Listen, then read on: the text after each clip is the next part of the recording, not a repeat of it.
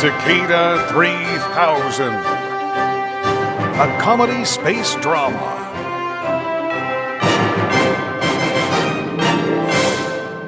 This message was brought to you by Venus Vendors, your one-stop shop for everything. You can find our Venus Vendors in all possible places. You're never 2 steps from a Venus vendor, no matter how much privacy you think you have. Venus Vendors, because we know what you want. After news headlines swept the Earth in 2019, the world quickly united. By 2051, war was a thing of the past. By 2077, world hunger had been solved, followed by the first city on Mars. Humankind was at its greatest. 2 potentially Earth-like planets found around nearby star. Scientists still shocked that they were right under their noses. Deep space examination swiftly came to a halt as the world united in an attempt to develop means of travel for more intricate observation. In 2096, the first set of light-speed engines were developed, giving birth to Earth's first space fleet. The fleet of 12 was commanded by the warship Cicada, named for its shielding system as it resembled the shape of a protected species on Earth. Cicada, along with the science vessel Petunia and 7 other cargo resource carriers, set course for Proxima B. The remaining 3 ships, 2 being warships and the third, a second science vessel, patrolled Earth's star system in hopes to gain more knowledge. So then it's agreed. We all want the same thing. The Union is the only way. Together we're stronger, on common ground. To the common ground. To the Union. It would seem the humans have found a tranquil ground. February 17th, year 3000. 4.2 light-years from Earth, Cicada and her selected crew have arrived, but not without some issues along the way.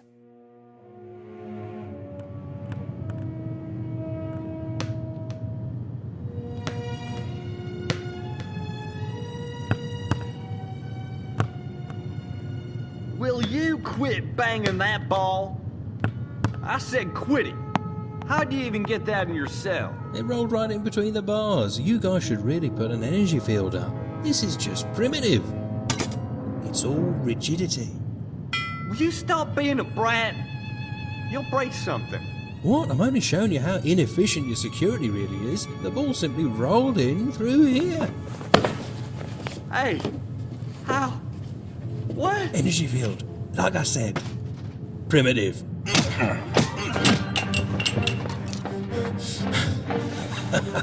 Union 0, and another one for the amazing me. Or is it I? Another one for the amazing I? Amazing I? No, that's not right either. Canteen, no. Crew quarters, no. Ah, the big red and yellow sign, of course. Escape pods. Get over here and someone else! Ooh. Hey, you okay? Look, I have to go, okay? Okay. You'll be alright, buddy.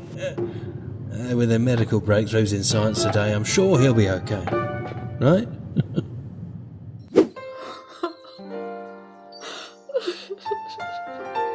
Martin Basford. He was a great man, served the Union his whole life, and never, not once, stepped out of line. 3 days from retirement, oh Lord, who would do such a thing? Martin Basford, we honor you today, our dear fallen brother, and please accept my dearest apologies for not hosting an awake. May the Lord rain down his forgiveness, for Martin's neck was in such a state we feared even the thought of presenting such a monstrosity to his dearest beloved would break our very souls.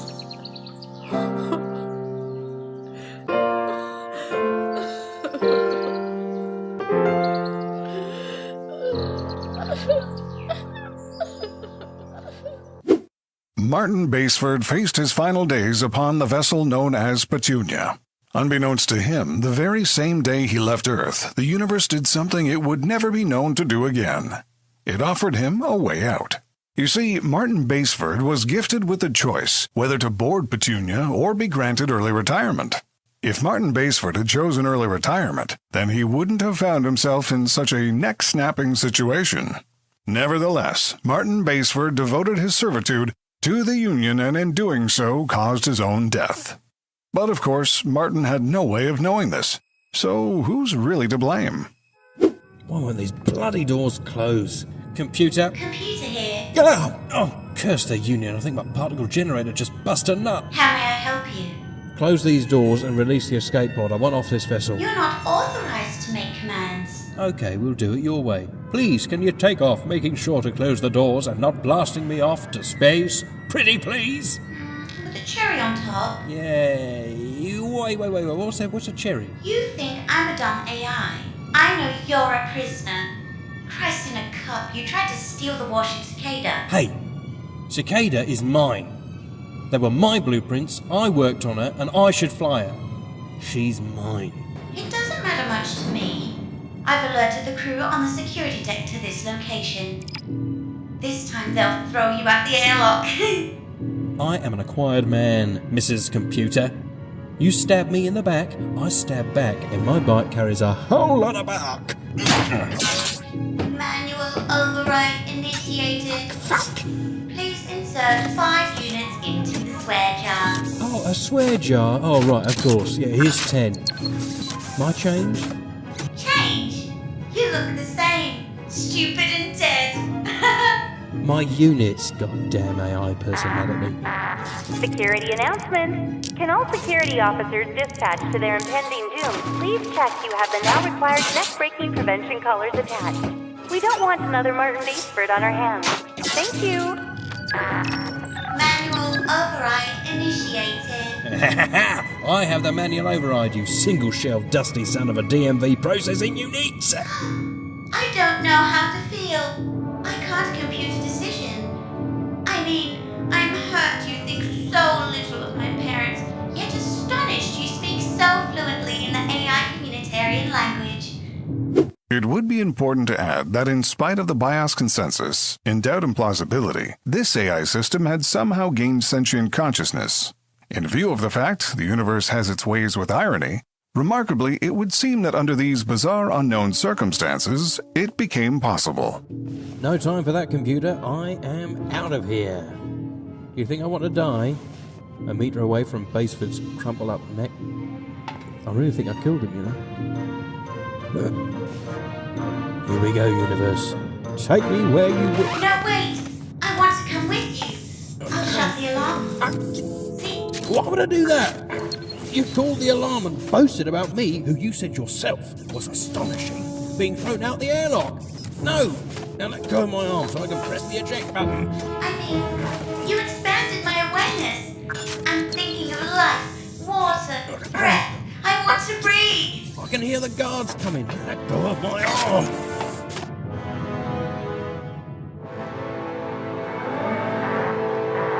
Security announcement.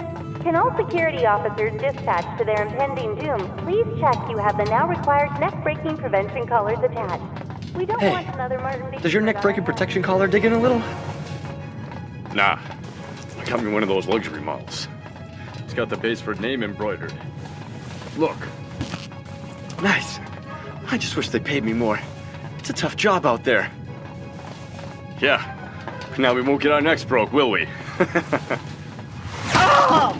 You son of a bitch! Oh my god, no! Ah! Irony's a bitch. See ya.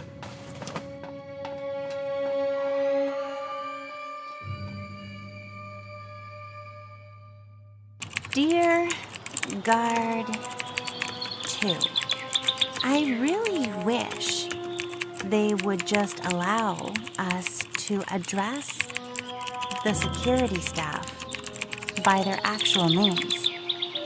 I mean, I understand having numbers die on your watch is far better than having names to contend with. Speaking of security names, I miss you dearly. And Well, I'm afraid I have not been faithful. I know. You're probably saying your sweet wife Irony back home is a bitch.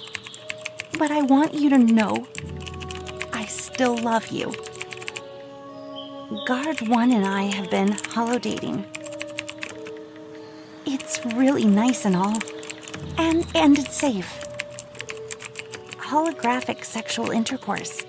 Hot in the oven.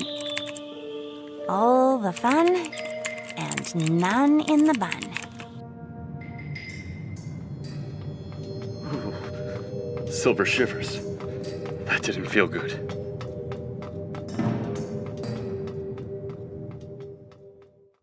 I'm coming with you.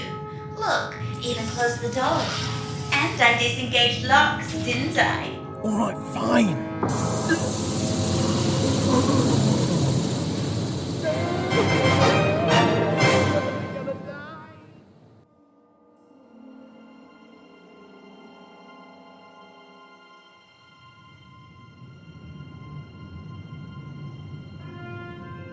Exciting, thrilling.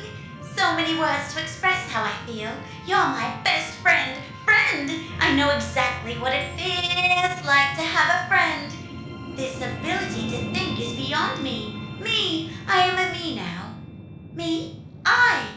Yay! Hey, Chatterbox. Here, make that endless rambling yet poor description of a mouth useful.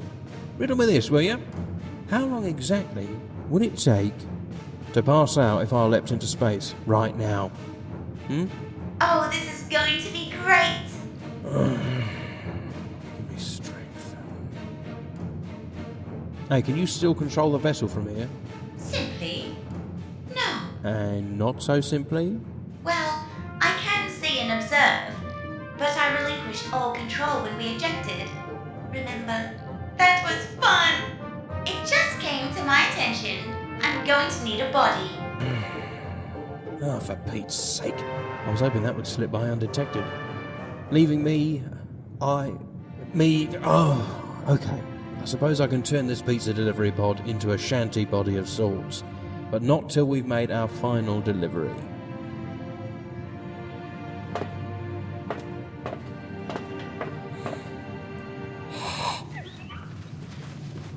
Kinda looks like Earth, doesn't it?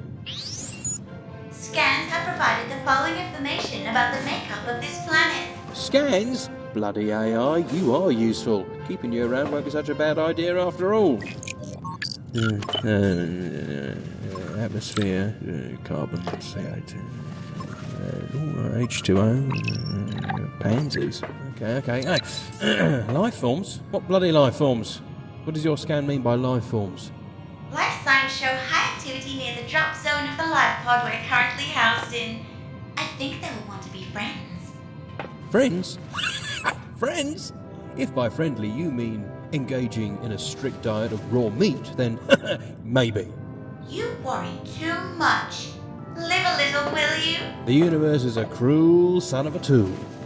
She doesn't stick her toe in to test the water, she throws the old cosmic foot in for a good old skinny dip. When you come to realise that, my newfound friend, you'll be pressing the F key like the rest of us.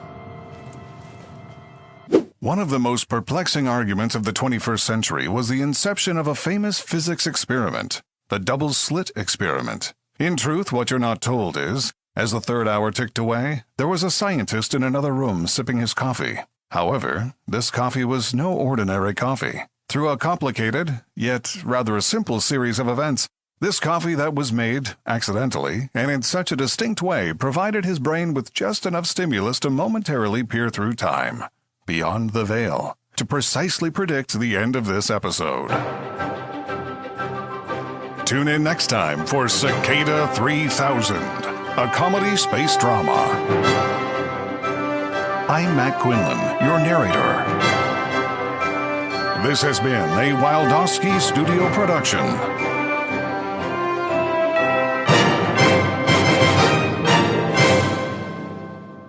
Remember to swing by one of your local Venus vendors for the new and improved Baseford neck-breaking protectors. And be sure to check the show notes for more information on all voice talents.